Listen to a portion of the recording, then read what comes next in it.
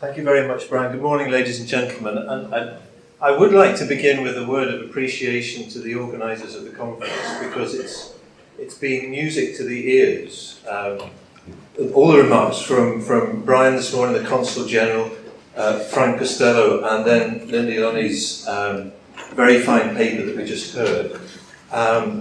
We're well away now, I think, from the old binary narrative that characterised the 18th century as a Protestant story of emigration for opportunity and a 19th century story of the poor Catholic famine emigration. We're really into the complexities of this, and this is most welcome. And I'm just sorry my colleague Paddy Fitzgerald isn't here to be with us today. He's actually at a conference on women and the famine in the States this week. But it's been a long road, I think, for historians pushing the research boundaries forward to when we get to the stage where we can appreciate the complexity that we've been investigating already. And I hope what I'm going to say complements what we've heard already this morning. And I will try to stop to leave a bit of time for discussion, because we've been offered some very meaty ideas already this morning. And I hope what I have to say will pick up particularly on what Lindy had to say, the challenges she threw out at the end of her paper. I'm also going to throw this comment in about the title of the conference at the beginning, because Fintan asked me, I'm talking about the Mellon family, and the Mellons made their contribution, their major contribution to the world was making lots of money, and they started off as bankers. But it's interesting to relate banking to what we're talking about. I'm also going to be talking about religion. But the title of the conference, Common Currency, because we're trying to think about what migration is. That word currency is a very nice metaphor for migration, the idea of something that is current. Migration is very often thought of in terms of water, flow, ebbing and flowing. And it's parallel, if you like. Money does this as well, like people. Money is what facilitates the flow of goods and services around the world. So just be thinking about these overlaps. I'll try to remember to say something about the banking background of the Mellons. But for those of you who maybe, let's just go to, right. Do I have to point it that way? There we are. Oh, sorry. Too quick. Put it that way. Why is it not going back? Oh, need it back again. There we are. Okay, some of you may not have been to the Ulster-American Folk Park near 5 miles north of Omagh in County Tyrone, but this is where we're based. So I'll take up Brian's invitation to say something about where in this building the Mellon Centre for Migration Studies is a small research centre attached to the Ulster-American Folk Park, which is one of the campuses of the National Museums of Northern Ireland. And the museum itself, the outdoor museum, it's an outdoor museum of vernacular buildings.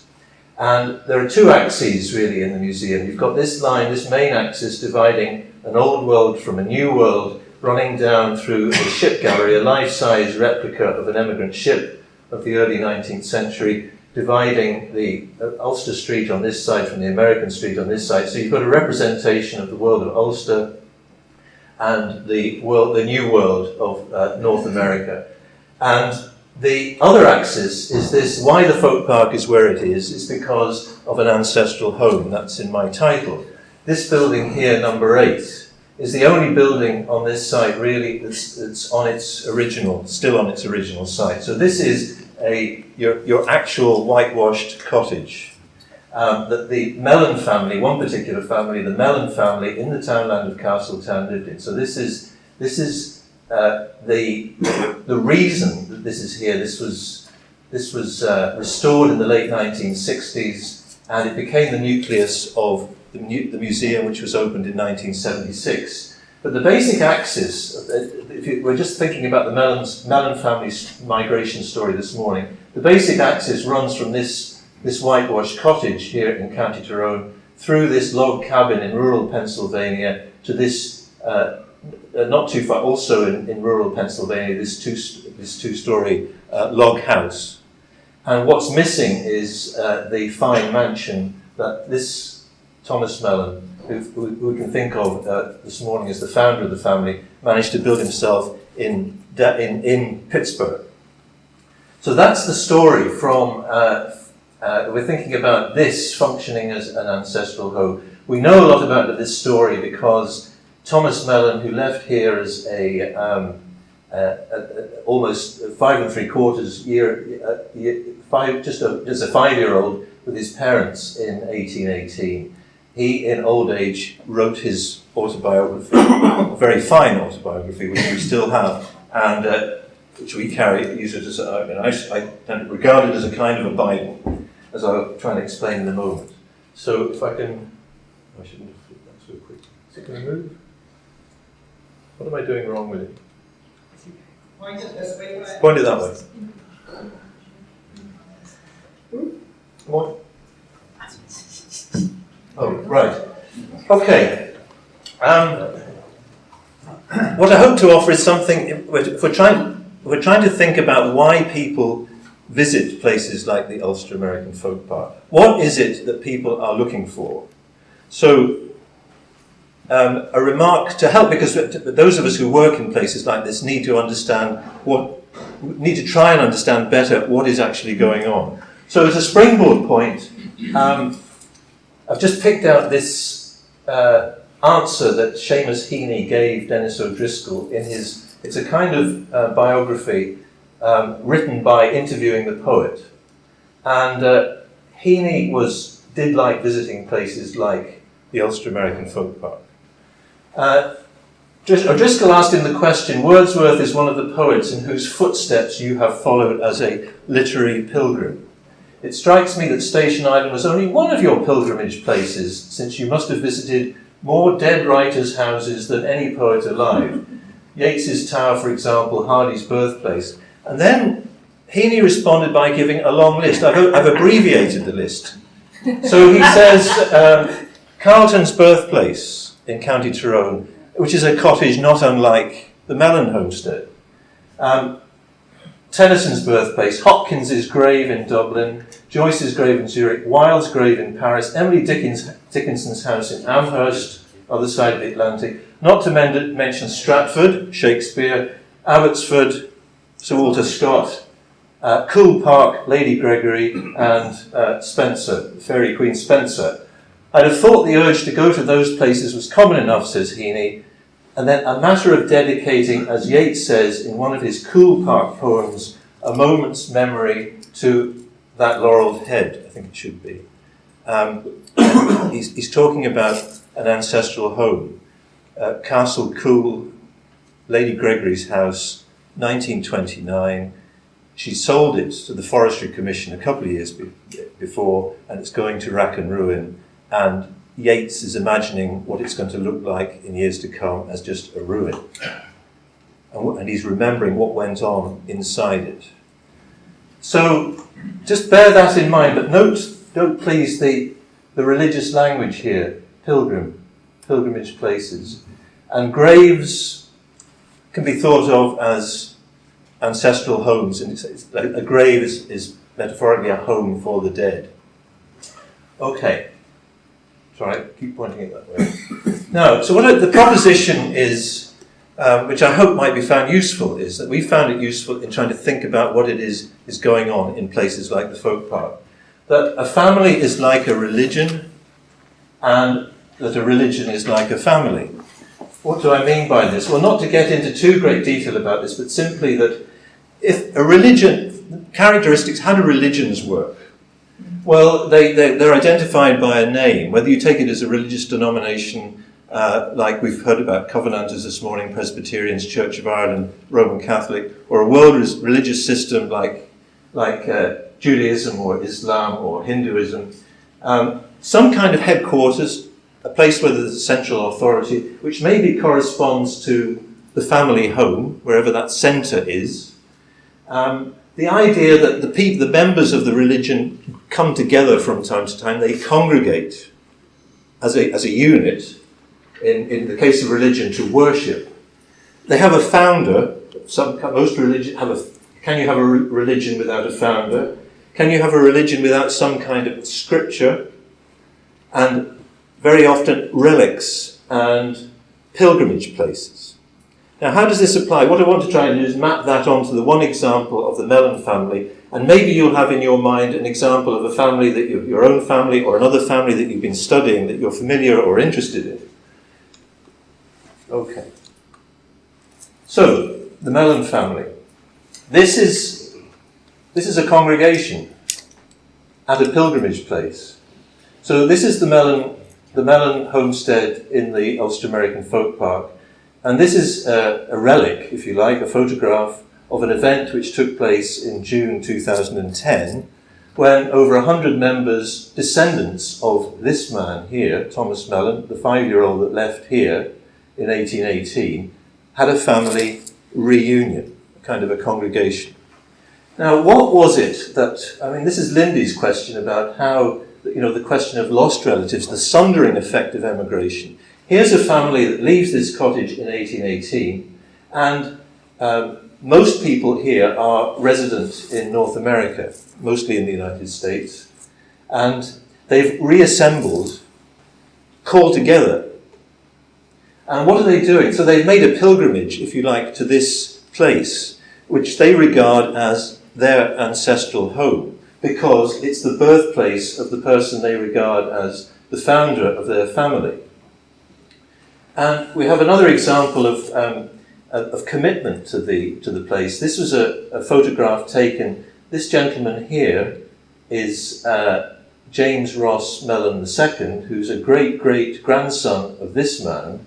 And this was a visit I think this is 2001, this photograph, a visit he made to another little pilgrimage, if you like, to the folk park.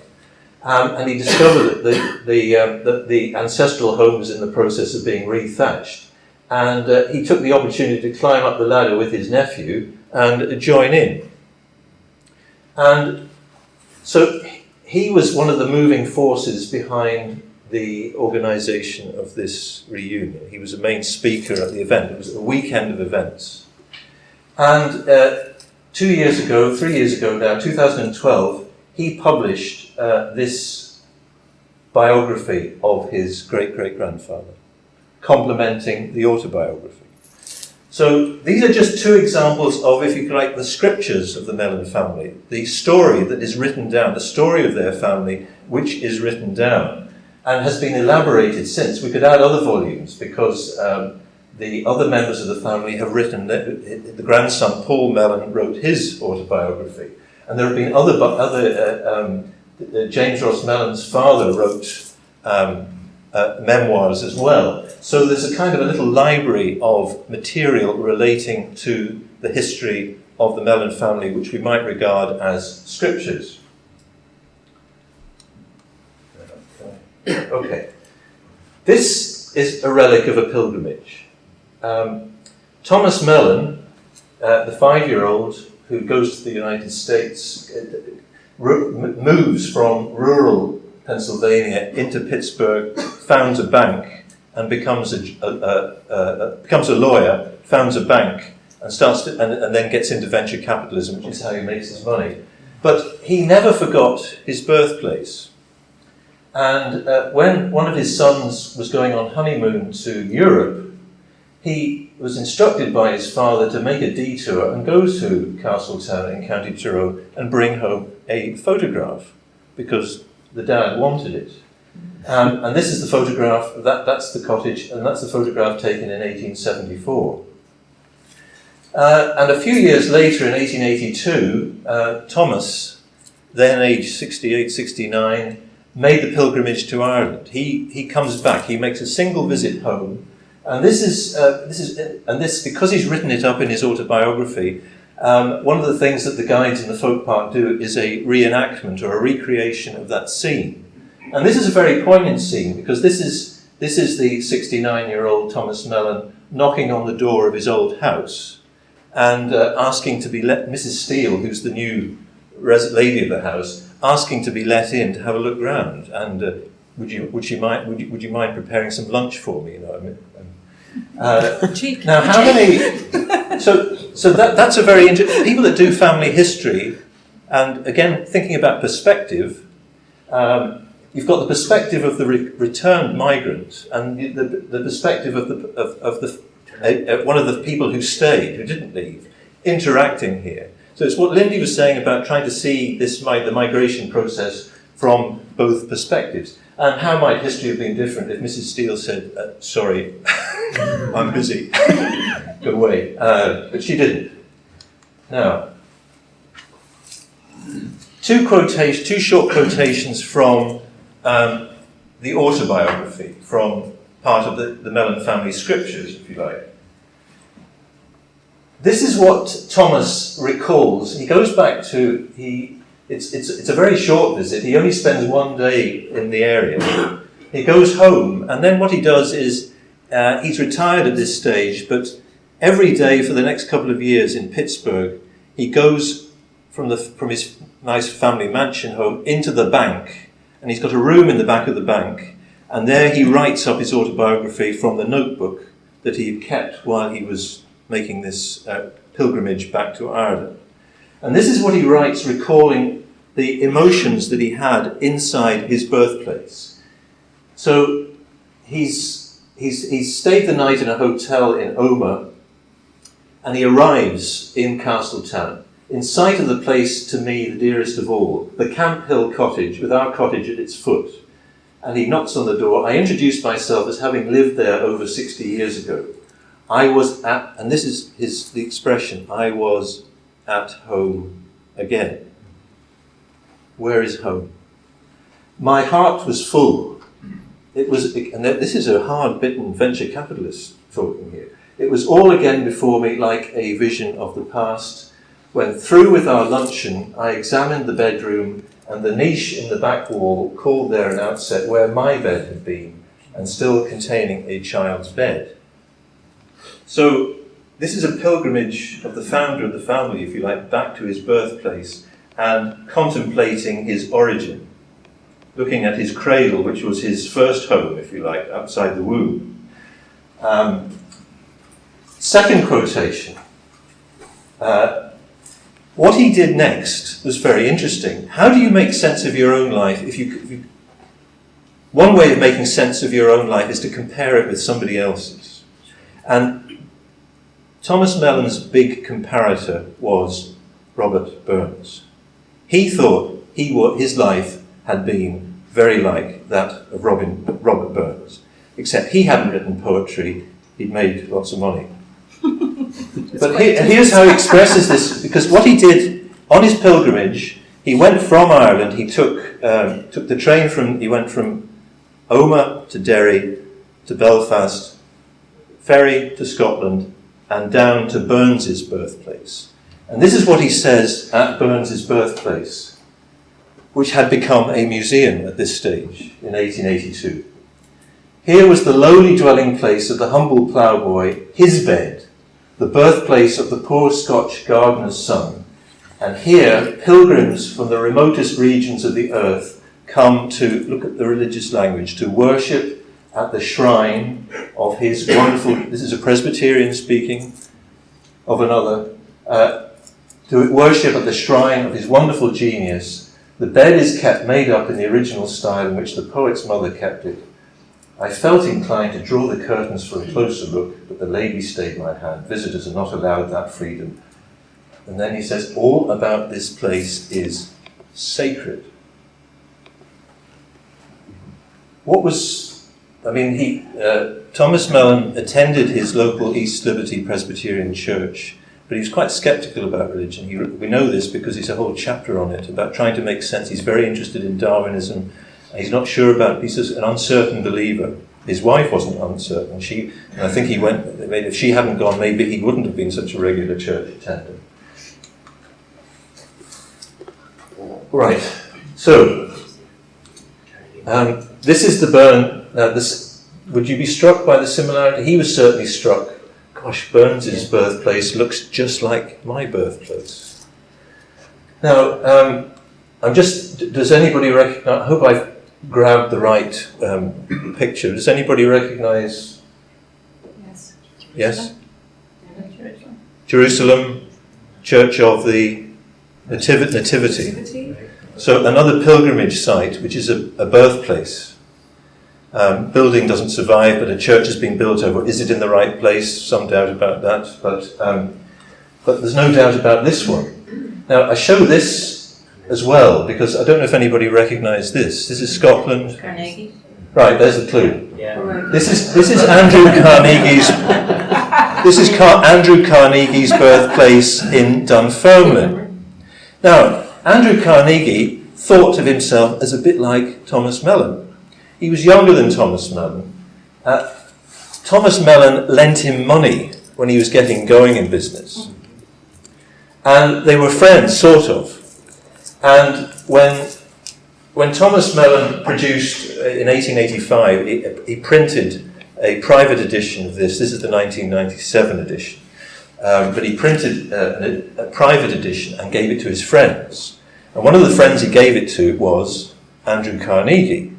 And Carnegie went on to write his own autobiography. And in it, he thanks Thomas Mellon for the inspiration. He's basically modelling his autobiography on that of Thomas Mellon. And also included with the autobiography is his famous essay. He was a bit of a contrast to Thomas Mellon because Thomas Mellon didn't believe in philanthropy, never gave any money away. And Andrew Carnegie famously gave it all away. But, interestingly, in the next Mellon generation, Andrew Mellon gave the money away to the National Gallery of Art in Washington, for example. So it took another generation, the gospel. But no, it's interesting, the religious language again. Carnegie's calls it the gospel of wealth. And today, I haven't been to it, but I would like to sometime, but the Carnegie Birthplace Museum is still operating today, and Carnegie got given it by his wife as a 60th birthday present. Isn't that interesting? Now, okay. One more idea to throw in, which is a sentence from this very fine book, Fitzgerald and Lambkin. But the point is, again, we made this point about the connection between. The other word to throw in here is, I don't think it's been used already this morning, but diaspora. You need a word in talking about families to describe the people, the members of the family who don't live in the family home. So if you like, we've got the nuclear family, and then the members of the family that are, for one reason or other, scattered away from it. Just because you don't live in the family home doesn't mean you're not a member of the family. So the word that we've tended to use in recent years, over the last 25 years, is for the scattering of people who belong to the family but aren't actually living in the family home, is the diaspora, the scattering of people. So, and we tried to make the point, suggest that the idea of diaspora is actually closely associated with the ecclesiastical or the church idea of community, of communion, as in the case of the Roman Catholic communion, for whom home on earth is Rome, although the birthplace of the founder is Bethlehem, while Anglicans, the Anglican communion and Presbyterians have a somewhat similar regard for Jerusalem, the site of the death of the founder, and also for Lambeth, which is the headquarters, if you like, the Lambeth Conference of the, and similarly for Presbyterians, a regard for Calvin's and Zwingli's Geneva. So there's, in thinking about where is the, again, headquarters and the idea of birthplace and the idea that the family is scattered but can come together, and it makes pilgrimages either to the grave site of the founder or the birthplace of the founder. Okay. And just to, what are we looking at here? This is what we don't have in the folk park. This is the missing bit for the folk park. This is the mansion that Mellon built for himself in Pittsburgh, in the urban mansion that he built for himself. And the Mellon family can't go on. Well, they sold it in 1955, and it was demolished, and all that's left is a gatepost. So this is a rather, and sort of the neighbourhood is sort of went down a bit. in the 1950s. Just to contrast this with Carnegie, these are Carnegie's places. And whereas Thomas Mellon was happy to live in this from the year he built it to the time he died, Carnegie's strategy for home was slightly different. He had himself built this in New York, on Fifth Avenue, and he bought Skibbo Castle in Sutherland, in Scotland. And his pattern was to live 6 months of the year in the States and summer in Scotland, moving backwards and forwards with what he called his wife land, the United States, and his motherland, Scotland. So again, negotiating home in a slightly different way. Now, I better stop now, but just briefly, to make the point, again, of contrast. You do another 5, Bradley. Do I have? Oh, yeah, go on, okay, at least right. 5, yeah. I'd like to make some piece of work that we've been doing quite a lot in recent years with the Ulster Historical Foundation is when they bring their one day bring their summer school down to us, and we'd explore the folk park and make a particular focus on the Mellon homestead, and then in the afternoon go over the hill to the neighbouring valley and the neighbouring estate to what is maybe what most people would understand by a real proper ancestral home. So Barons Court, the Abercorn estate here. And this is the mountain that separates the two. This is Bessie Bell. And so the folk park is just on where this is looking north this way. So the folk park's just over on the other side of the mountain. So it's a very interesting contrast between whitewashed cottage and massive ancestral pile. But again, we haven't time to go into it, but if you think about the Abercorn family, this is their home today. But where do the Abercorns think about as their ancestral home? Where's Abercorn? And they're thinking back to Scotland and to Paisley Abbey in particular, where a lot of the ancestors are buried. So again, just to these features, if people are doing history, the family has a name. It has some kind of centre, headquarters. Does it come together occasionally? I mean, maybe it needs something like an anniversary of 1718 to galvanise people into reconnecting and coming together to celebrate together or commemorate. I'll finish on that note in a second. Who's the founder of the family? Does the family have any scriptures that preserves the history of the family? Do they have any relics, photographs? Walking stick in the case of the Mellon family, and where are the places of pilgrimage that you can go to? Are there birthplaces that you can go to? Are there death places, graves that you can go to? Are there other houses that the family have lived in that can be visited as a kind of a pilgrimage? And sorry, I just wanted to squeeze this in because what we're talking about this morning isn't that new. It's been on the agenda for quite a long time. And this is the Ulster Historical Foundation in 1971 was the Ulster Scott Historical Society. And they published this guide to historic Scotch-Irish, and look at the word, there it is, shrines, linking those two places that we're discussing today, Ulster, the United States, and Ulster. And this word here, Northern Ireland, Frank Costello was mentioning this as well. The idea of Ulster as a kind of cradle out of which came, fully formed. That's where you trace the story that you're interested in back to some kind of origin, place of origin, back to its cradle. And that's the last point I suppose I'd really like to end on and suggest, because Lindy put this dilemma to us. When we're doing family history, should we be celebrating or commemorating? And I'm wondering again, just to go back to that suggestion I made to you, that family is religion and religion is family, and think about how, certainly within Christianity, this tension between celebration and commemoration is resolved. I hope I'm speaking ecumenically here, but the Eucharist is celebrated, but the central act of the Eucharist is commemoration, and the words are, do this in memory. So it's memorial, it's commemoration, in communion, together. congregated together. But generally, the Eucharist is referred to as a celebration. So, and this is a paradox, is it not? So on that note, I'll stop.